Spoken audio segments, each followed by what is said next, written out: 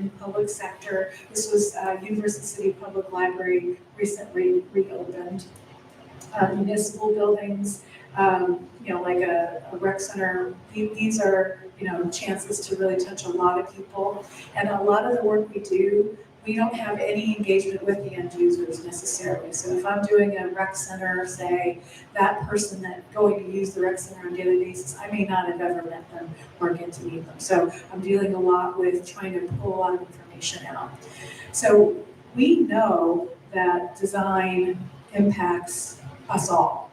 And it's something that we deal with every day. And we know this topic is valuable. We all know that. So what we're looking for are ways to show that what we do improves educational outcomes in particular. So everyone spends their life in the built environment. I mean, it's very little in our life is what you consider natural anymore. And well-designed spaces can improve productivity, your comfort, your mental health, your ability, your resilience. So that's why this is so critical, is what we create in the built environment has a long-term impact. So I've had clients come to me and say, don't put in the color because it looks expensive. So it can be considered wasteful. And I'll even say, it's like, well, you're gonna have to paint. Why not put color in? And so we're all scared of what someone's gonna think we're being wasteful. So we try to do cost benefit analysis. So we can say, if I put another inch of insulation in the walls, I can save you this much in operating costs. If I give you a different mechanical system, it's more expensive, but it will pay for itself in 15 years or something. I haven't been able to find a beauty quotient that tells me, if I make this beautiful for you, this is the return on your investment. So that's what this research is about. So even when, we're talking about costs and everything, that's really what it comes down to is, how can I convince our clients that this is important? And why are people so nervous about, if someone's going to judge them for making something beautiful? Well, it's this guy. Our public sector clients are terrified that somebody's going to show up with a microphone and bright lights in their face and said, why did you spend money on this nice stuff? You could have done this cheaper. So our job is not only to empower ourselves, but to empower the people who hire us, to let them know and understand that it's very impactful, it's very valuable, and it's really important. And again, we all know that. I'm not telling you anything you don't know, but this is trying to give you some ammunition. So as the design community, we are uniquely qualified to lead this effort. We know it's important already. We've been through all our training that shows us why it's important. In our souls, we know it's got value. It's meaningful, and it's often why we got into this career in the first place. I didn't become an architect so that I could do good spreadsheets or provide the best title block on our drawings. I was looking to create inspired, beautiful spaces in the built environment because that's what inspired me, was learning about, how can I be a part of something this cool? So for example, when I was in 3rd grade, we had career day, and my best friend's dad's an architect. He showed up and talked about our community library.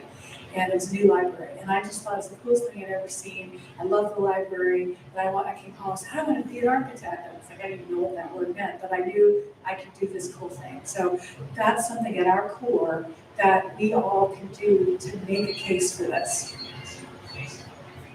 So to start out with, we have to have a definition. So we want to make things beautiful. What does that mean? And I'm not meaning for this to be philosophy 101. I'm not looking to argue that or even really to answer that question. But we need to all agree, what do we mean by beauty?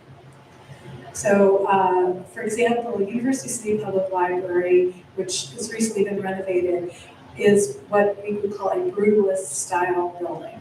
And brutalism, being a not so friendly word in the beginning, just from the get-go, if you call something brutal, it doesn't feel very welcoming. But even though this style now is becoming more appreciated, the community chose to preserve this building. It was really important to them, their identity, to have this building taken care of and rejuvenated. Many buildings of this era were torn down because they were considered ugly. People didn't like them. And so that tells you immediately the value of having something be beautiful. If people don't like it, they're more likely going to tear it down. So, I said I wasn't going to talk about philosophy, but to quote a philosopher, Thomas Aquinas, he said beauty is that which pleases when seen.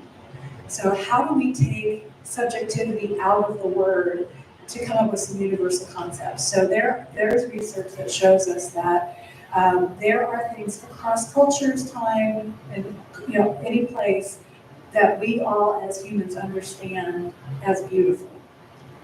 So one of those things is pleasing proportions.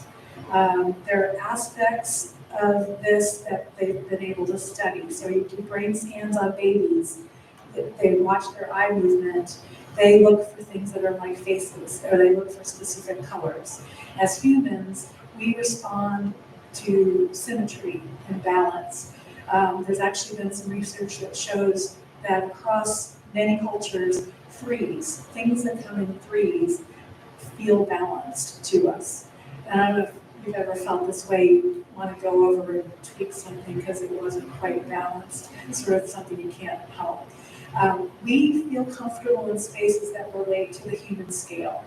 I mean, we can be awe-inspired by a cathedral, but really where we want to feel comfortable is a space where you feel like you're comfortable, you put yourself in it. And that comes from our primitive brains, where what we see as being safe, like if you can see a view or you can feel comfortable in space, that means I'm safe, that means I can survive a little longer, and that makes our brains calm.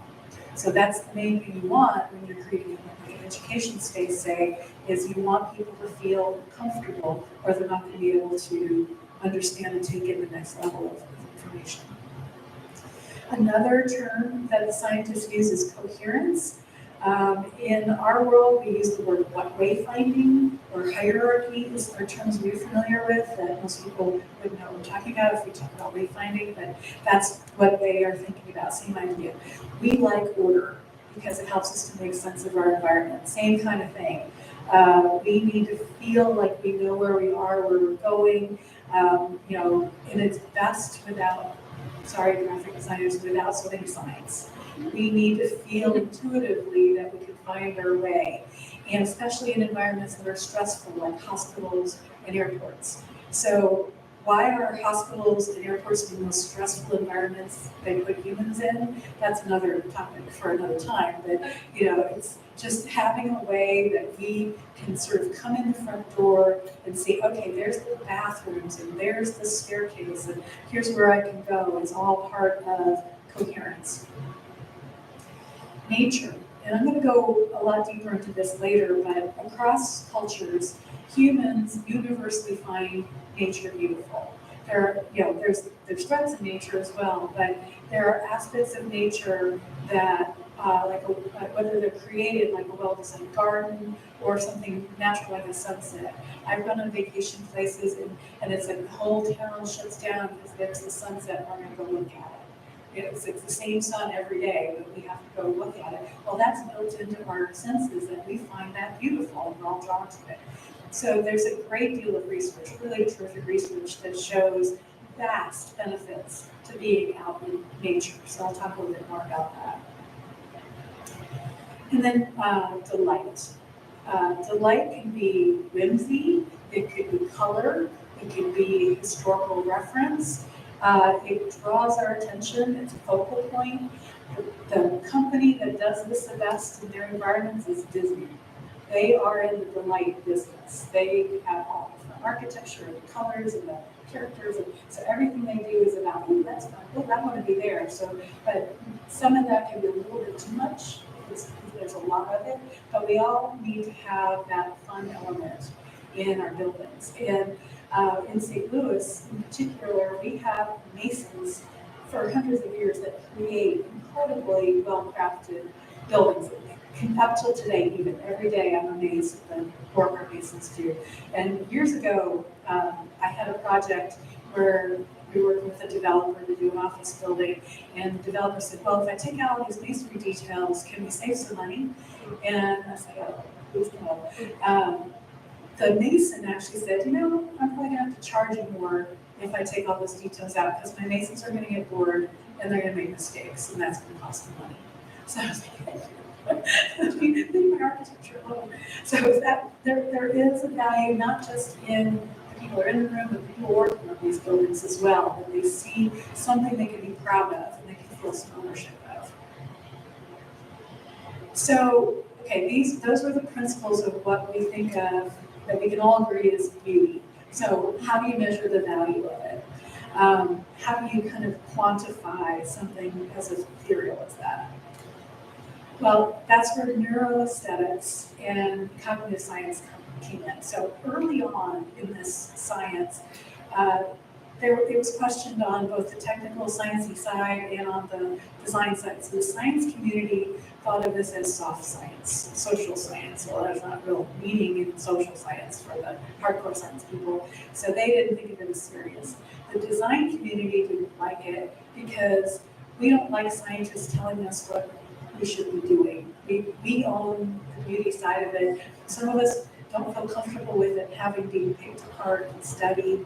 You know, it's all intuitive. It comes out of our thought patterns. So we weren't really excited about having someone look for science and beauty either. But that is changing, and it's becoming a very valuable tool, both in the healthcare environment, educational environment, and in retail. So we're seeing that when we understand the basics and fundamentals of the science, we can actually leverage that to make better buildings. So the research that I've mostly looked at for this comes out of Johns Hopkins International Art and Mind Lab, their Brain Science Institute. So they are studying how this improves healthcare outcomes, they're hospital related, and particularly mental health. There's a lot to be said for something that can help improve all of our mental health and reduce anxiety. It is also seen as a significant component in child development. And we're also becoming much more open to the fact that mental health and anxiety is a universal concept. This isn't something that we pin on others. We all have our moments where we could use some support in that. And if our built environments can help us be happier and be more productive, it's good for everyone. So I love this quote because, you know, the thinking, feeling side of us that's been in the world for a long, long time. And really what the research has found is it's all your brain. It's all happening in the same place, all you're thinking and feeling. So we are, and I know this is a bit of a jarring graphic too, but we are visual creatures. 90% of the information you take in, 90% of the brain is taking in visual information. Other creatures, my dog, everything is about smelling it. We're visual, but we are only conscious of a minute fraction of the information our brains take in. So our brains are capable of taking in millions of pieces of information every second. And we can consciously be aware of about 40 of them. Some days for me it's 5. I can trip if I'm trying to think of a 6th one. So, you know, there's so much of what is involved in our environments we aren't even registering. So in my thoughts is that the difference between thinking and feeling? Are the thinking things the things we're aware of? Are the feeling things the unconscious side of it? We talk a lot about at times our gut reaction, our intuition. Well, back in our primitive world,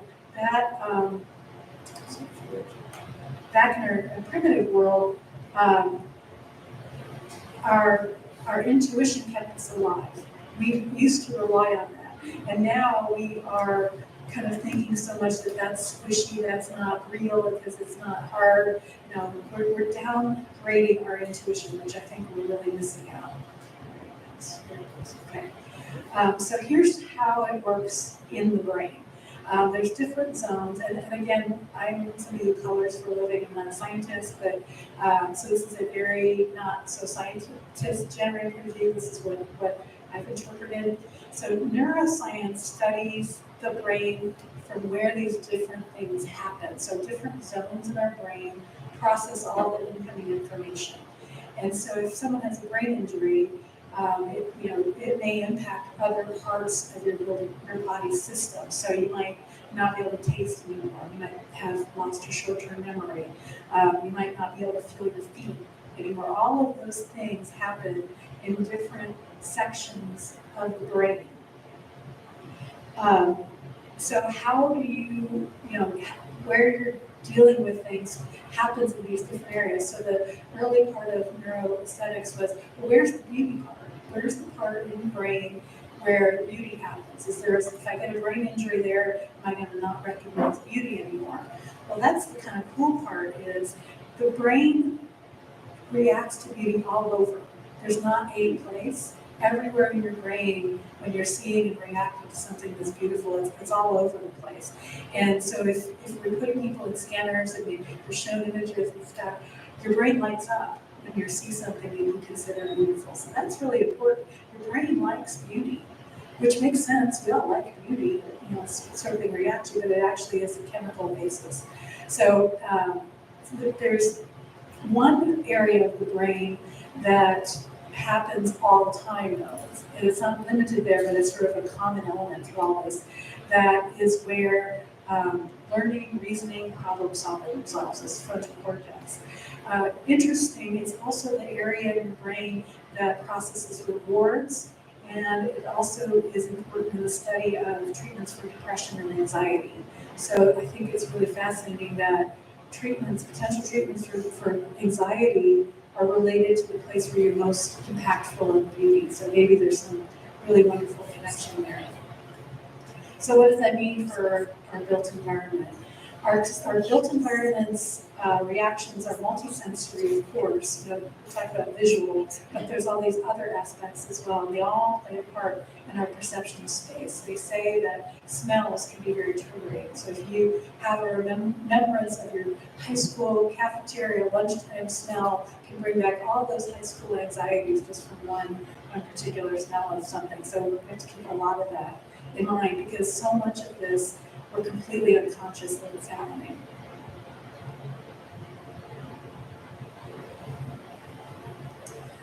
And here's where it breaks down into two particular reactions within your nervous system that design elements can influence. So there's the sympathetic and the parasympathetic response within your nervous system. And this is opposite of how I would have thought it was.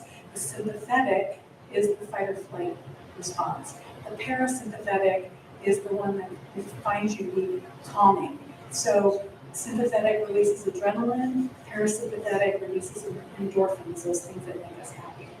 So, but we can't say one is good and one is bad. They're both very important because we want, for example, our students to be relaxed enough that they can learn and absorb this information, feel safe and comfortable that they can then go to that higher plane and actually learn. But you don't want to fall asleep either. You don't want them so relaxed that they're going to crash in the corner. So you have to find the balance, and that's where we come in, because that's what we know how to do and how we can help create those two different things. So let's vote one more time. Let's take a poll. Is it a word cloud? Okay. So what of those things do you find? Okay. For that? There's another QR code to get to it. So what makes you feel comfortable in space?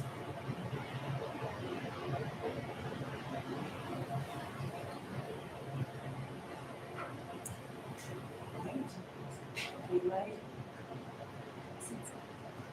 Sorry, we blocked all the light. It's getting too hot here.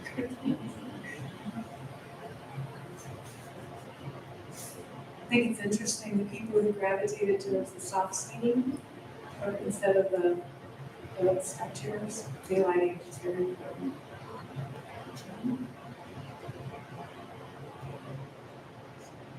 Nature.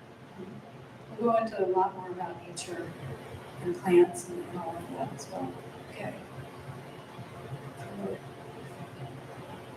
Cleanliness and that. Some of us are really bored of that than others. Okay. Thank you.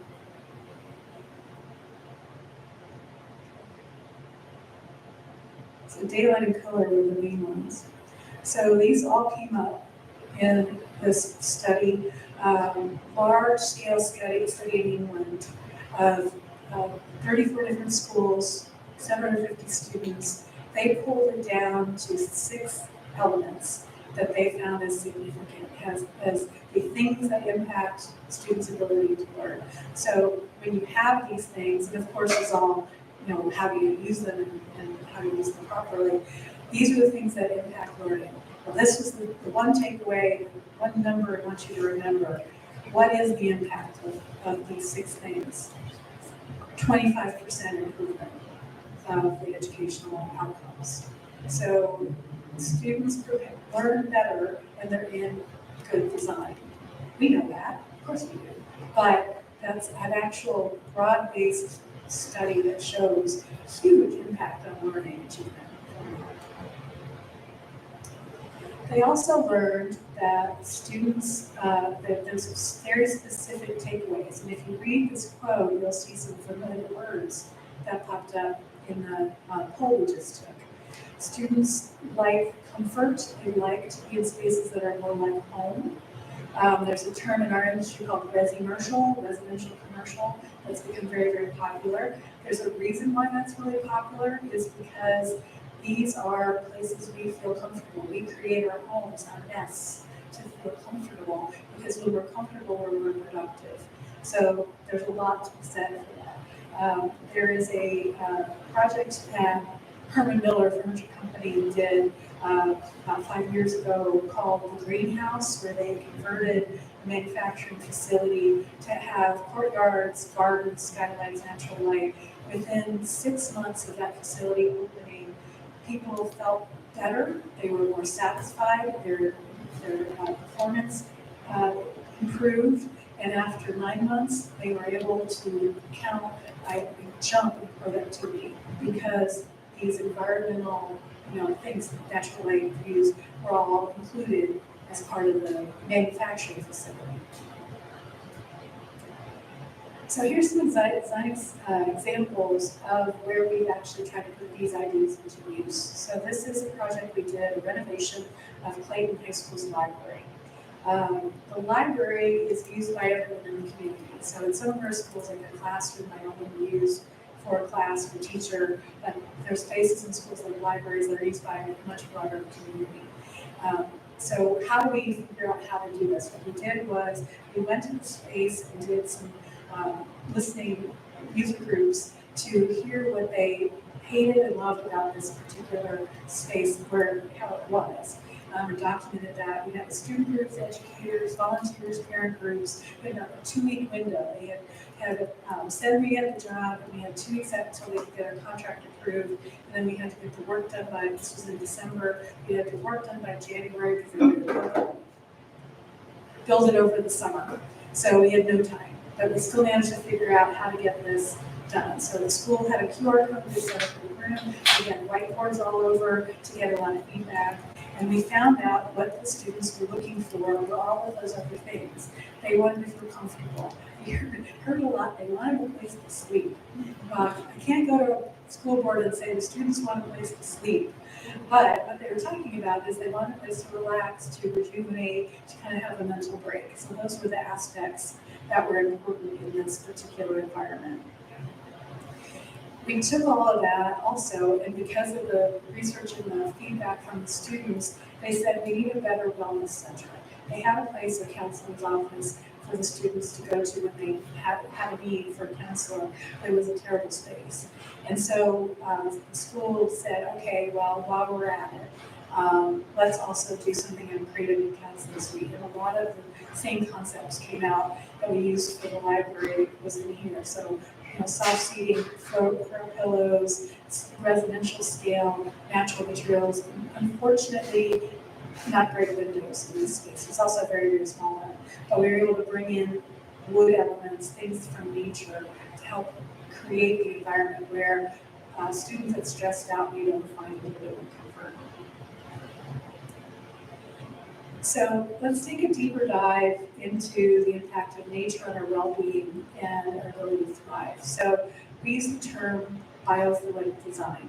So that means taking advantage of what the beauty that's already in nature. We mentioned that we all respond really positively to beauty. How can we use those natural elements to have a positive outcome for our projects? We all like windows. You know, we were talking about views, daylighting. In our primitive brain, to have a view and to have a vista, that we could see threats approaching. So way back, that was important to us. And we still find it comforting and relaxing to take a moment and look a bit further away, especially now we're staring so often at a screen a few feet in front of us. To be able to take a break and look further is really important. So having views is significant. We've read that student test scores improve by 18% if they're in a room with a window. When I was in school growing up, they were getting windows out of schools. We don't need windows in the classrooms. They're just look outside and get distracted. Well, by taking those out, we're reducing the educational outcome. Our brains find nature views relaxing and inspiring. So hospitals have found that patients recover faster. One particular study was after gallbladder surgery. Patients, same surgery, put into different rooms, one with a window, one without. The patient with a window went home a day earlier. That's a pretty significant, you know how much net healthcare costs. One day is a lot of financial difference. The most direct way to use this knowledge is to provide access to outside. So put some green space, put some plants in there. And the impact is so fast. I mean, this particular study says just 15 minutes. You know, cortisol is the thing that makes us relax. 15 minutes outside in green space has a profound impact. But within 20 seconds, they can start to measure a positive impact. So even just a step out, step back in is enough sometimes to do a reset. So the longer time we spend outside is greater impact. But we're built environment people, we can't always be outside. So how can we use this better?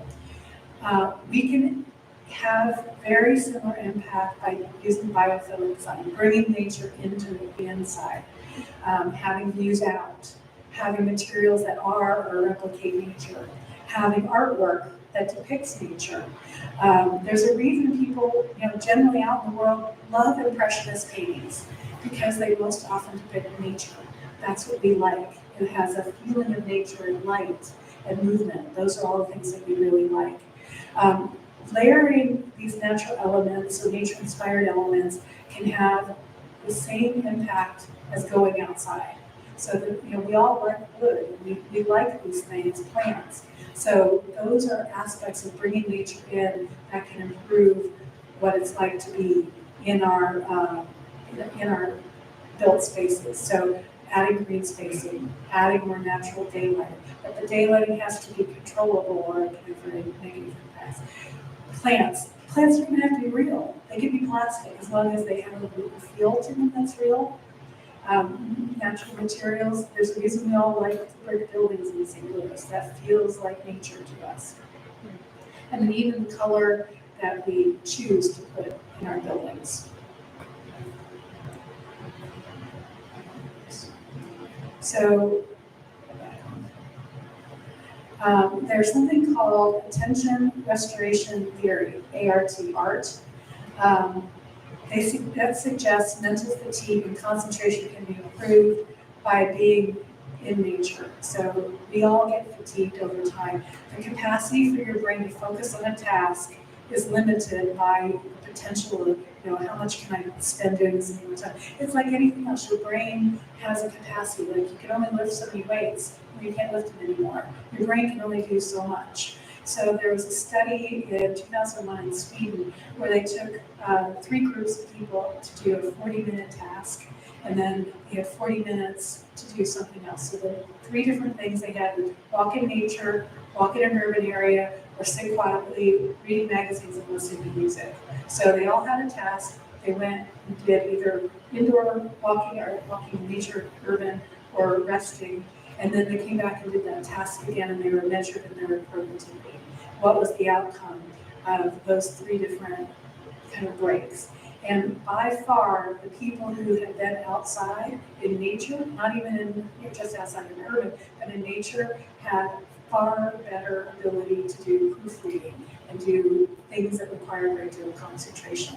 So we can see that those have a great deal of capacity to improve.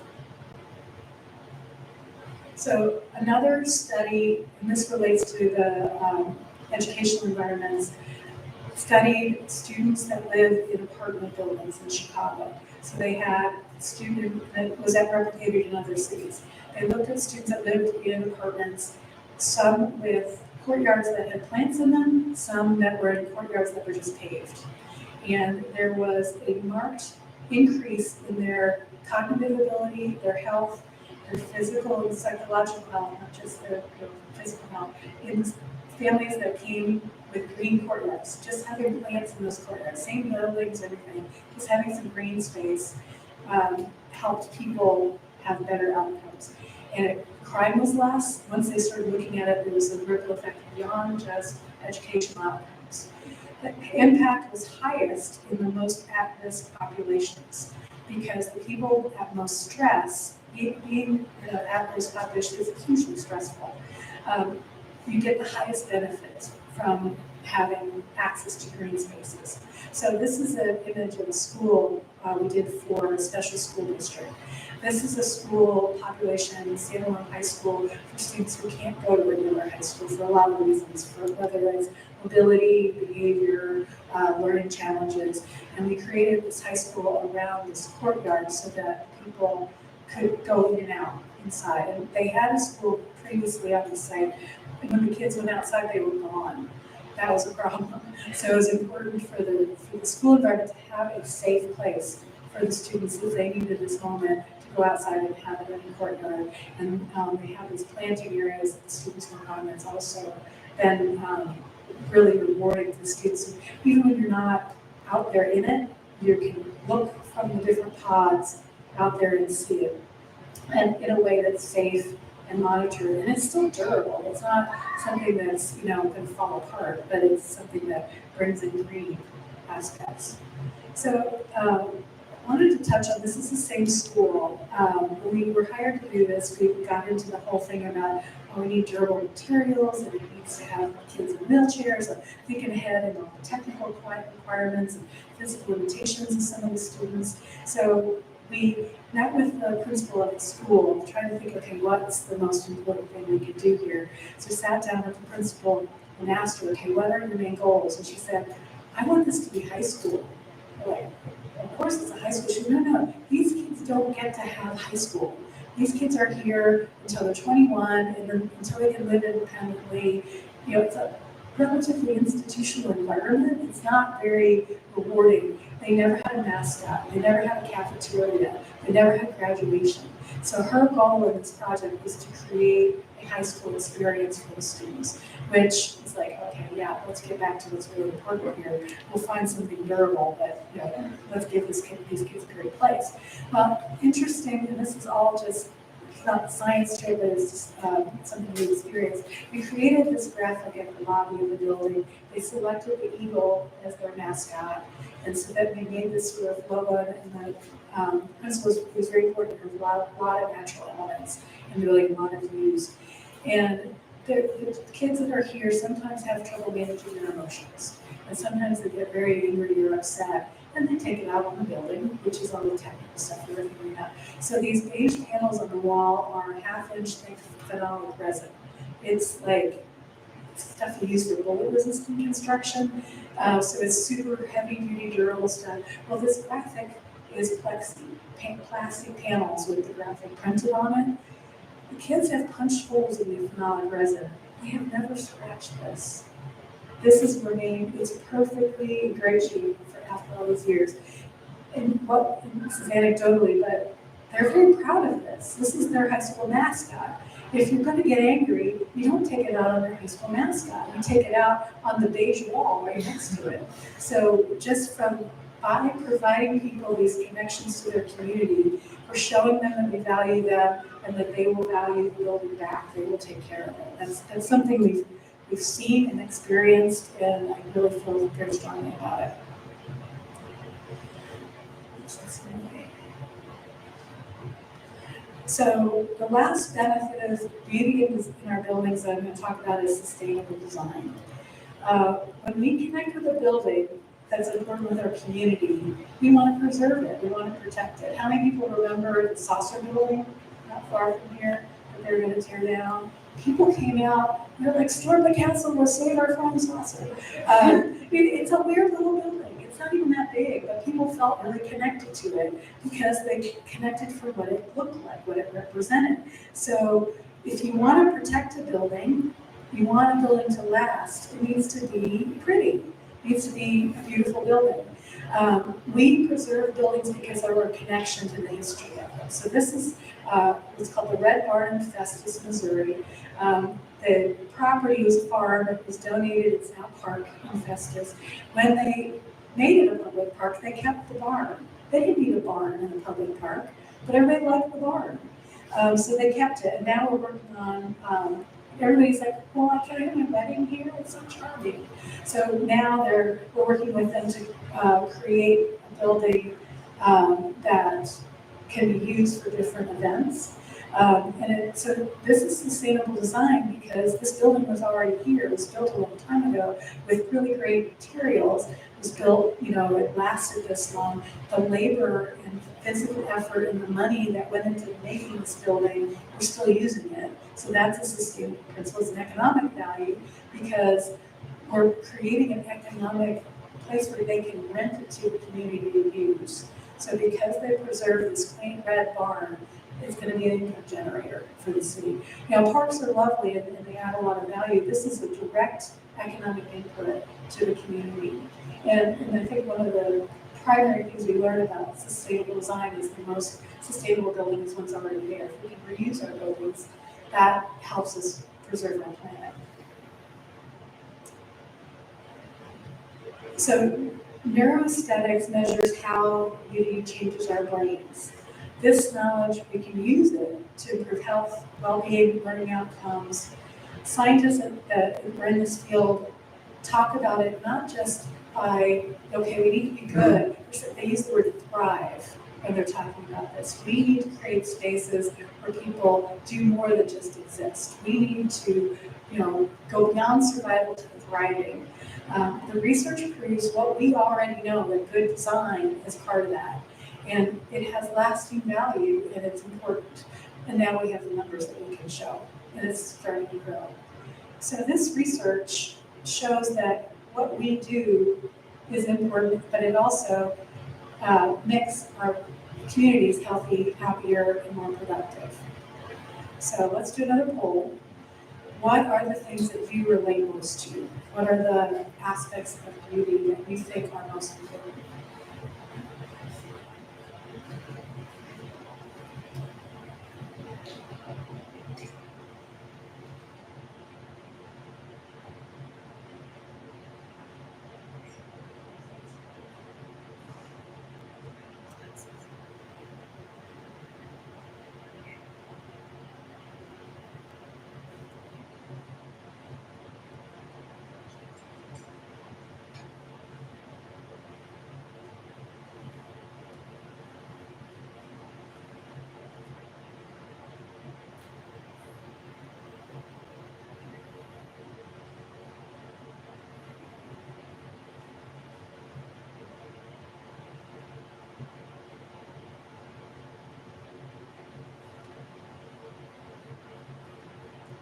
While you're finishing up your poll, what questions do you have for me?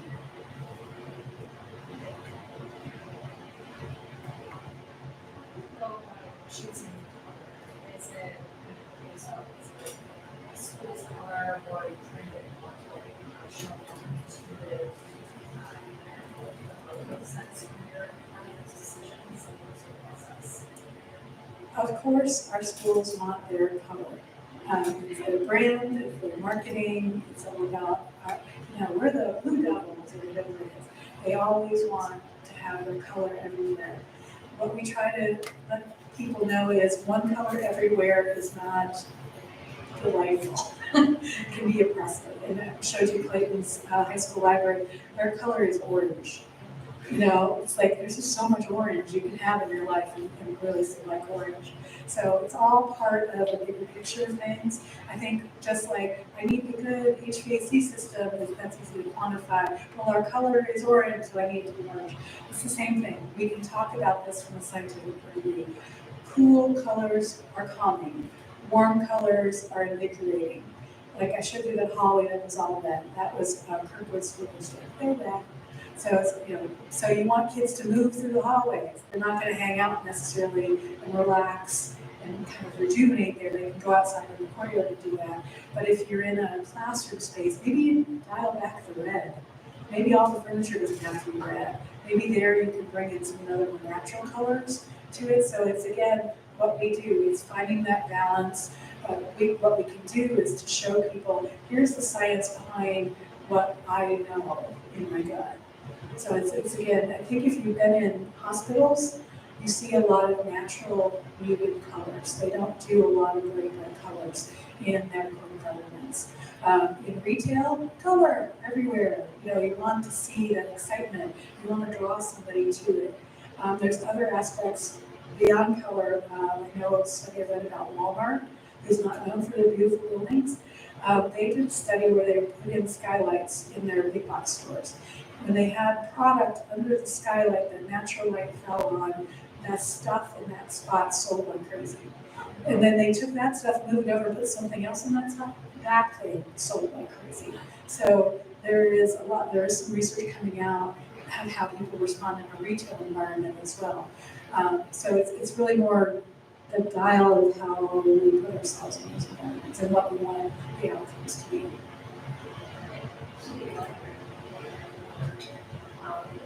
Yeah, so UC Library came with, for our renovation, a large tapestry that the original designer of tapestry from 1969 picked these particular colors that had to do with the building, the brick color and some of the wood colors that we did in the tapestry. So when we did the renovation, we went to that tapestry again and pulled those colors out of it to put throughout the building. And it was a range of cooler and warmer colors as well. And the kids area is colorful. It's got teals and golds and, you know, it's a range of colors. The adult area, more natural, more soothing, more calmer areas.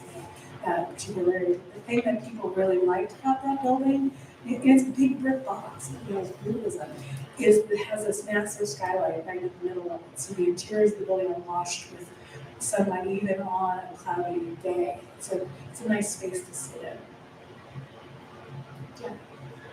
So real quick, with the retail question, there's a great book called Why We Buy. Yeah. You know it? Yeah, you turn to the right. Everybody comes in the right, you turn to the right. Yeah. Don't put things you want to sell on the left, because everybody comes in with this. But I got another question more about haptic phenomenological design that's not visual. So there's another great book, sorry, Yeah. by Johanny Palestine, Yeah. Eyes of the Skin. Yeah. But then there's also this example of an architect, Chris Tacky, who in the middle of his career as an architect, he went blind. And he continues to practice. And he's become sort of a specialist in, you know, the sort of haptic design, the non-visual. Yeah.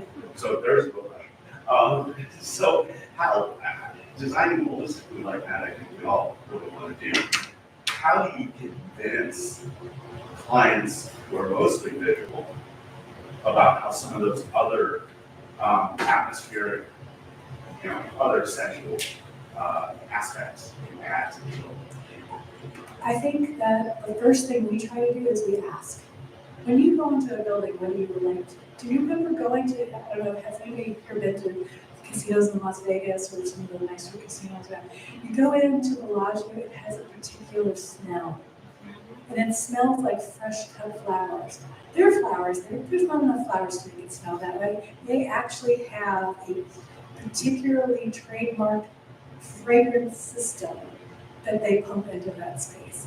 You know, you remember the Mrs. Fields cookies? They pump the cookie smell, and it's like, you know, all of the people in cookies, they want to come and have the cookies. So I think what I've found most information from is the retail environment, because they're there to make money off of us. So they have the money to spend on these things, so we can learn from those. So like this book, like Body Pie is another thing. The first time I read that was early on when I was doing library design. Because libraries are, oh, libraries aren't relevant anymore, we have bookstores and we have these things.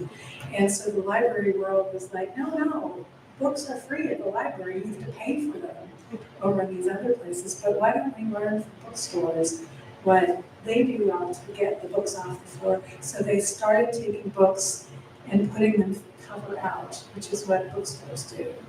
Because when you're in the book world, the cover design is a lot of money on that. What's the paper, what's the print, what's the image? And the same books are in the library, but if they're all arranged with the spines, they're not drawing you to it. And in the library world, they can easily test these things. So they started taking the books and facing them out. Not any particular book, just pick one, face it out. Those books disappeared. They were flying off the shelves because that's worked in the retail environment. So I think we can all learn from each other, and whether it's healthcare or schools. Our clients don't have a lot of funding for research. They are there because we're also using public funding, but a lot of other people have done research, and there is material out there that we can utilize. Does that answer your question? Yeah. Around about? Yeah. Yes. Okay, I'll be here for a little bit afterwards if you want to ask me anything.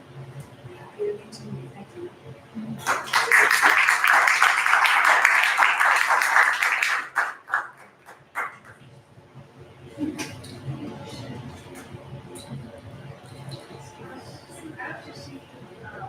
We talked about books, and there's just something like a story about how like the library wanted to get rid of the book.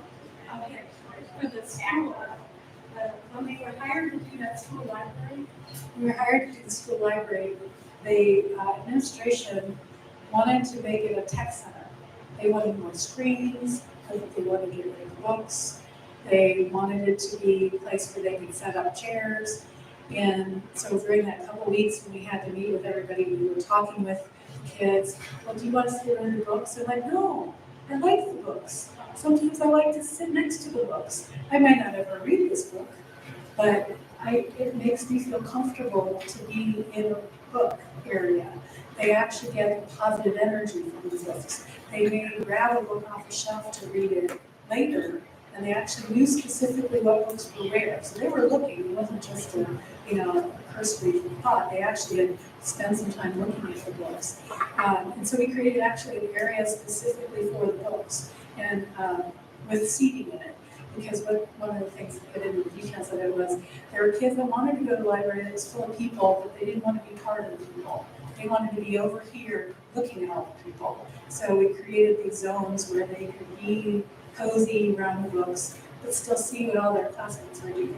In other areas that were active, chit-chatty, certainly not a quiet area. And then we created quiet places. They're all glass because they're still teenagers and you have to watch them, but they could be quiet, they could have quiet. There was a movement in that group where the librarians are putting out a puzzle, and she'd set it out on a table, and the kids are saying, I come in and just put some pieces on the puzzle, and I like that. So one of the quiet rooms now is a puzzle room, another room is the chess room, and so they have these these rooms for the kids to use. I think that the big one is what you're saying, like having the habit, like, teens and people working with somebody in grade school, they're so surrounded by screens and they're like very grounding, be able to have access to paper books or like puzzles, something active, very. In quiet areas, they're so, computers are so prevalent now that we really don't realize they actually make noise. So like, quiet areas, really quiet areas, are area. What we've learned is you can't say quiet, especially in public library, because what I think is quiet and what you may think of as quiet are different. Because that fan is making noise. So we now are branding those rooms as silent. It means no noise. You can't whisper, you Just talk, no talk, no talk. So that's the zone with the books area, created this fireplace area, that's the kind of everybody gather around and hang out and chit chat together. These are all places that are very flexible, and students can really go up. We took off some really nasty blinds, open up the windows and put in the artificial plants. These, when we took this picture, the kids had pushed all them together and made like a pit out of it. We're not supposed to be that way. It's supposed to be pulled apart. And, when we go in and take the pictures, it's like a snapshot in time of where we want it to be. If we were to go there today, it was on any like this, they would go around. And that's the point, is it's meant to be changeable for the students who want to sit up high, sit down low, maybe lay down. It's all kind of different choices. And I was first scouting in, for new place, but there's in December, and like all the furniture is right there. Yeah. And you can see, like, again, different tactile, there's lots of different types of fabrics, textiles, soft seating, like a little big orange, hoops, front fireplace. It's actually like a camel leather on there. And then you can't really see what that blue wallpaper behind that, that's actually a pretty texture. And these chairs, we actually got a bunch of furniture into the library before we actually building anything, and we had them stuff around. And this was the most popular chair. And because it actually pivots, adults can't sit in this. But the kids love it. We've now since put these in a lot of places because you can spin around. Because if you're feeling anxious and fidgety, having a thing that moves with you is really good. We used to do so many things that were so rigid and static. Put your feet on the floor right now. Nobody puts their feet on the floor. Or if you give them a chair like this, they're going to sit with their legs over this way, so that's okay. This was a great thing for like that theater or something, in those high back chairs, like you're right, and you can like almost you're still seeing physical. You have autonomy, you have choices. Yeah.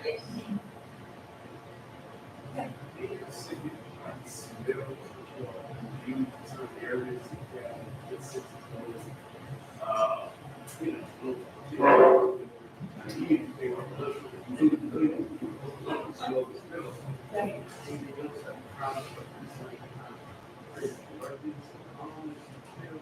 I know that there's a lot of talk about herbal smells having calmness in healthcare environments, because that's sort of, that's what our medicine used to be, those herbs. So that sort of herbaceous smell can remind your primitive brain of being outside, so that can be good. I know in Clayton schools, years ago, we were looking at how to create more space in the middle school, because they were having class in the cafeteria while they were cooking lunch. Not a good idea. So 10:30 in the morning, teenagers, and you've got cooking smells. Are they paying attention to what the teacher's saying? No. So having the degree of the smell is also important, not just what the smell is.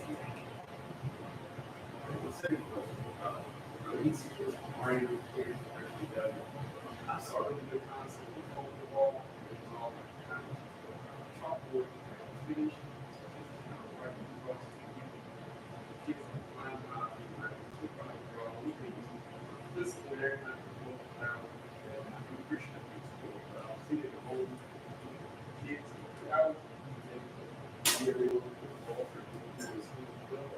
Yeah, I don't think we could put enough whiteboards in, because if you're, I saw this originally out of science labs.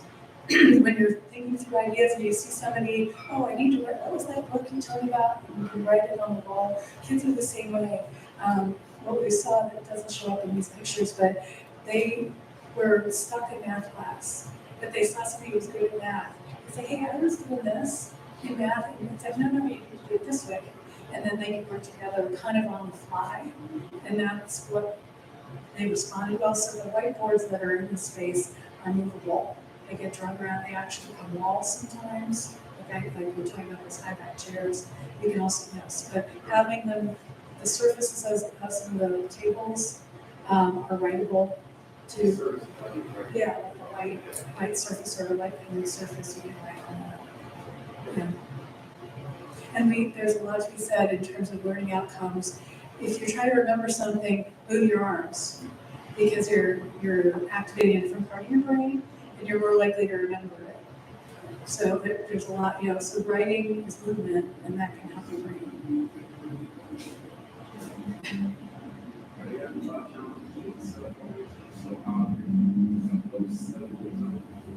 A lot of the teachers we see collect before they're in the classroom.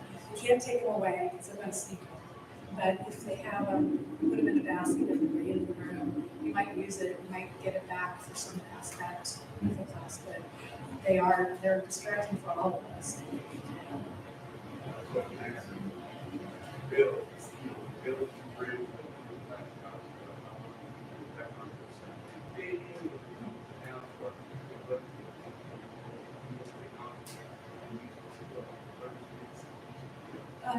Unfortunately, in our schools, there's so many alerts that they get anymore, like lockdown drills and that kind of stuff.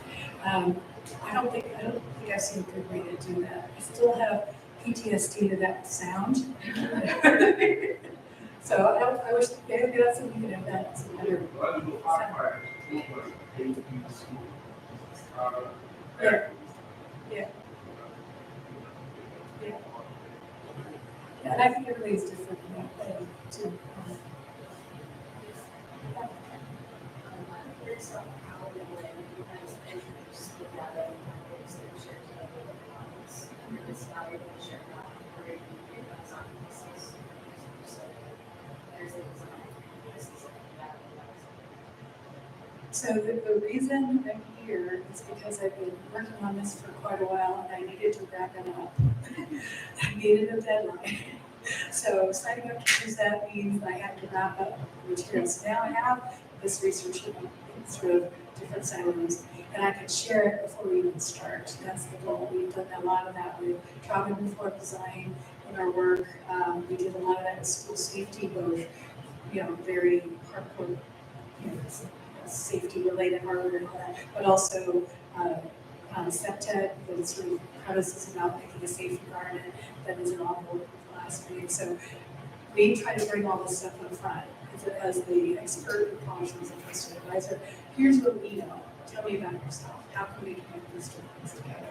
The more they have up front and the more they can trust us, the more they're going to be willing to do a give and take. Well, that's not only for our community. Here's what we think it was for us. There's a color we don't like because that's our values color, so we can't use purple. Do you have a list of your resources? I have a lot of resources. I didn't know if it was maybe in the back of your slide. No, I have not created the bibliography. It's basically a stack on my desk right now. But yeah, so actually we finished this presentation about a half hour before we got here. So if you go to the Johns Hopkins, reframe that slide. Was that in the slide, the actual name of the brain? It's I think it's in one of the notes somewhere. Right, so Johns Hopkins, if you Google Johns Hopkins Brain Center, you'll find this institute. Susan Magnuson is the main person in charge of it. They do a twice a year symposium on brain health. It's all on YouTube that you can watch. And you can hit a little button and they'll bring up the transcription of it. So I can grab the information out of it. And they break them into chunks. So they're each speaker, like they had one person that had those Tibetan brass bowls, and they were talking about the sounds and how relaxing that is. There's also her book, her and I forget the other author's name, is it Your Brain on Art? Yes. But I can pull up his international arts. That is the most accessible information. There is a lot of brain science stuff that takes a lot to get to understand related to this, which is good because it's got to start there. But Can you say that name again? Oh, sure. you know, yeah, so that's the most, to see some of the colors all day, that was the most friendly entry point to this information, but there's a lot. And it's sort of a ring that is coming, it's becoming more of it. And there's only like 3 or 4 scientists that we've read and have published about this. Is there anyone in the neurosciences department here at WashU that is doing anything online with this kind of research? They may be, I don't know. I started out with a book that Adrian had and got sucked in, and then I went to the library and they got me a bunch more books. I haven't gone out to the science community because I think they're going to laugh at me. Well, they also have a program, it's the PMP program, which is the philosophy, neuroscience, and some other P. I mean, so they might be working on some of this. Sort of I thing. would be surprised. You're right. Yeah, they have an amazing research department there that do incredible things. Yeah. Yeah. The neuroscience. Yeah, yeah. But I think there's going to be a lot more coming from this. I saw that Columbia University that has they've written and published the book, the architecture school has gotten a bit into this, and published materials about it, and talking about it. There's a couple videos about the brain and art on there, so there's more coming. And I do need to create a review.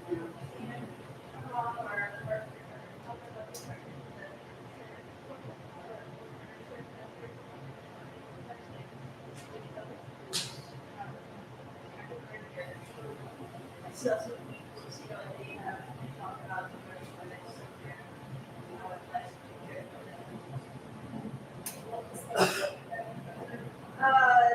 this is your grade on. There's another whole area of this on when you make art. It's even more amazing.